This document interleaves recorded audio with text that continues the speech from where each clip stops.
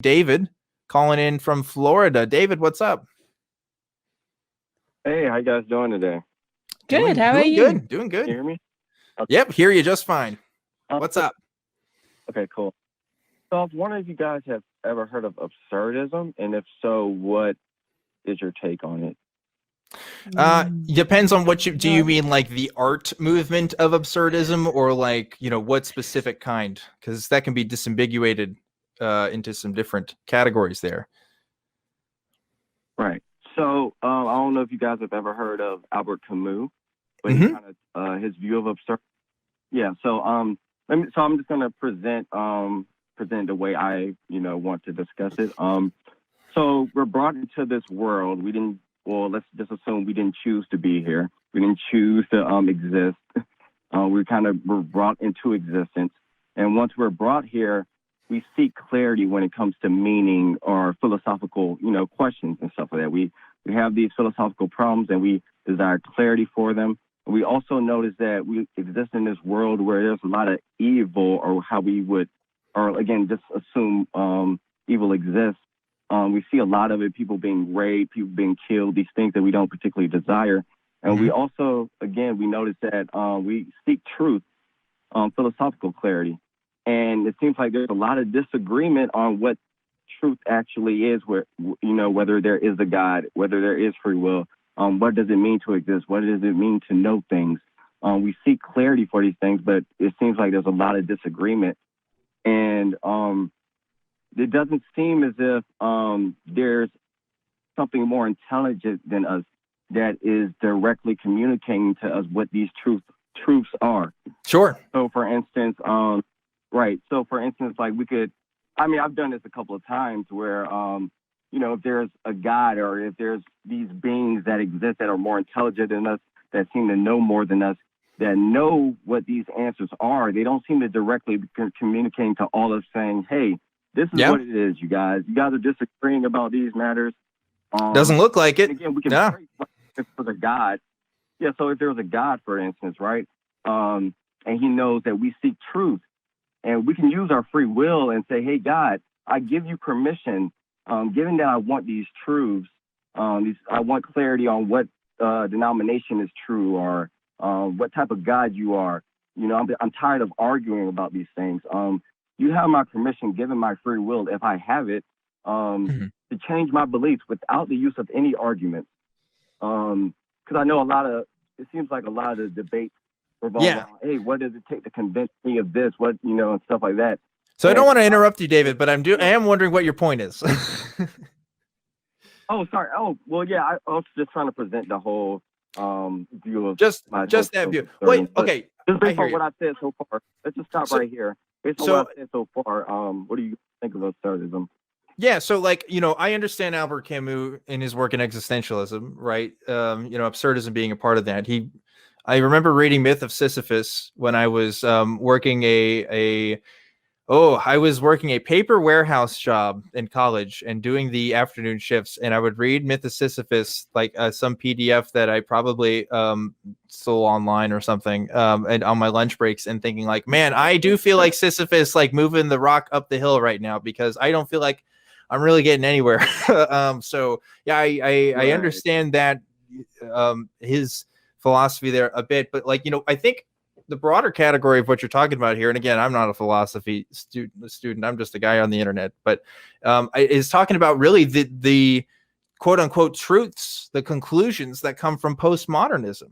This idea that, hey, like the truths that we had of modernism, that we're making progress, that there was this idea of God, that we could, things that we could work towards and, have a place in the universe with, are no longer usable to us because of the new advances that we have from science, because of our advances in culture and our understanding of ourselves, and the horrible, horrible violence that has come with modernism. If you don't believe me, you just look at the effects of World War I and World War II and everything that's come since. So yeah, like this idea that we don't have like any reasonable way to navigate in the world is kind of a result of living in what's quickly becoming, for globally, a postmodern world. And what do we do with that? Well, how do we figure that out? Especially with us as atheists, you and me at least, right, David? That don't have an afterlife to look forward to. Like, how do we navigate that? I can only speak for myself. I can only give a personal answer for what works for me. For me, I find satisfaction in doing this work. This is what's personally meaningful to me, and I find it meaningful in the community. I don't find it meaningful in the universal sense because I don't think I can achieve that. And what meaning means to me now is different from what it was when I was a Christian. What meaning meant for me as a Christian was appealing to my God and doing what was pleasing to him. And now I get to do something that is not only pleasing to me, but hopefully pleasing to other people.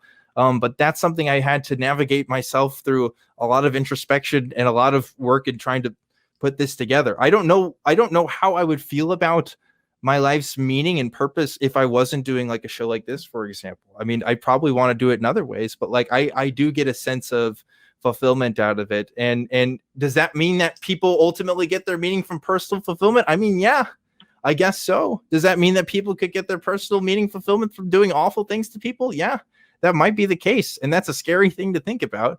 But hopefully we can navigate and work together and figure out ways where we can help each other over doing what's immediately desirable for us, because that can oftentimes have deleterious effects. I think I'm using that word right. Anyway, I'm just, again, a guy on the internet, but that's like my response to absurdism and existentialism and postmodernism, I guess.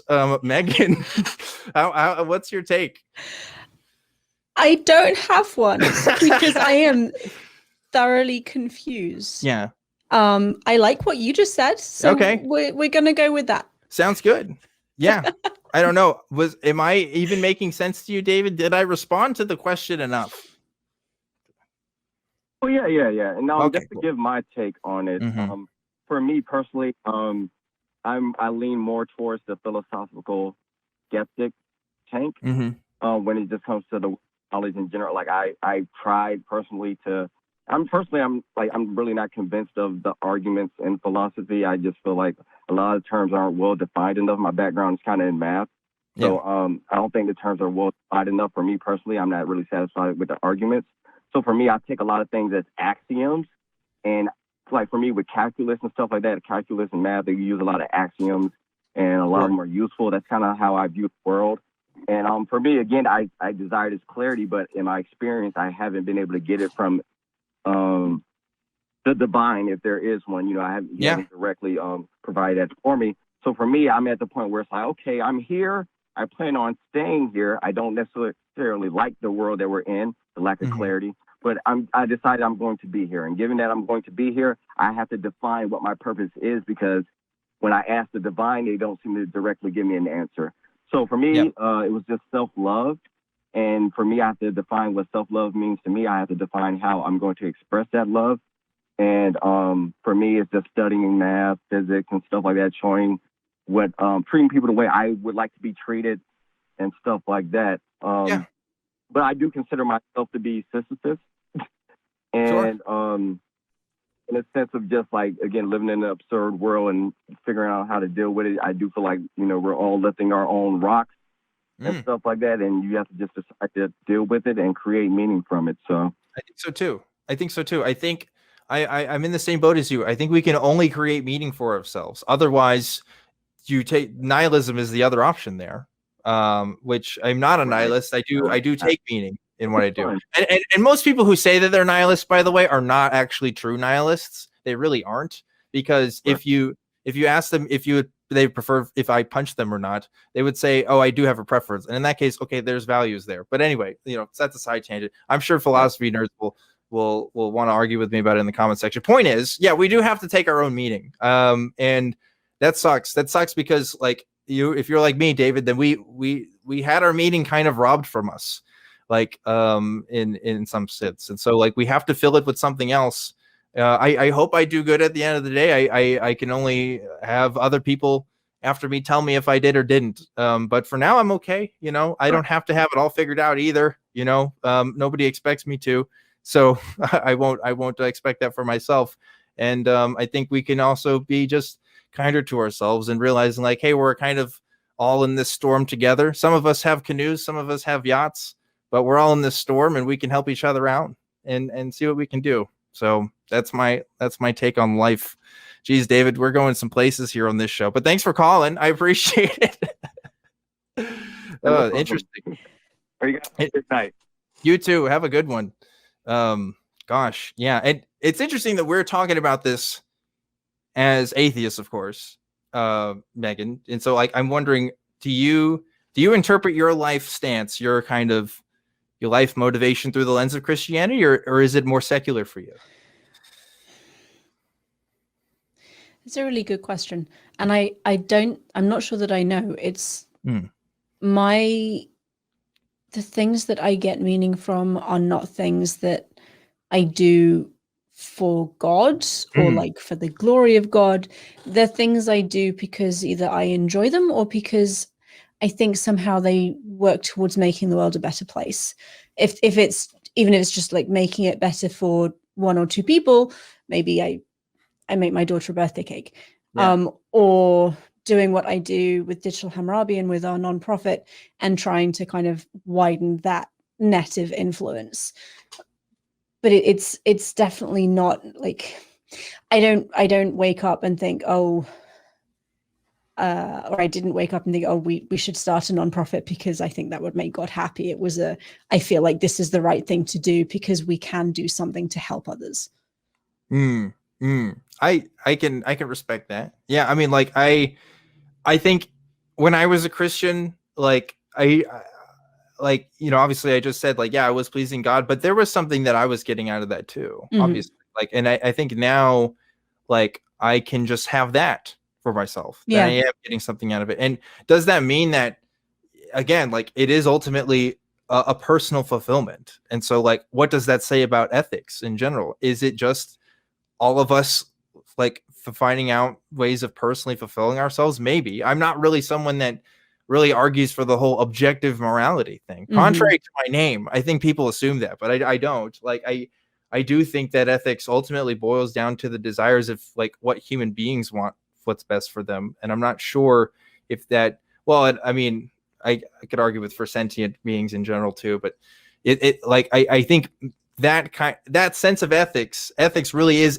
an invented concept. Yeah. And I think then you get into like questions of whether altruism actually exists and whether I feel good about the work I do because purely it helps people, or because I'm the one helping and that reflects well on me. And and I feel that at some point, does it really matter whether or not it's altruistic if it is having a positive impact on the lives of others? Yeah, I mean, it does say something about how we should organize ourselves, I guess, right? Like, because if we are saying that if at the end of the day we are helping each other and that's what's most important, then we are saying something about ethics. We're saying that's what's most important. So we have then we establish a goal. And if you don't have that sense, see, you just go around and around. I don't have any satisfying answers on this topic other than what I've given, okay, which is like, I just do what I do. And I think I'm doing good. And until somebody can show me otherwise, we'll see. And I honestly think that a lot of people are in this, like, that's all I'm doing. Yeah. I hope it's good. I hope it improves things for myself and for other people.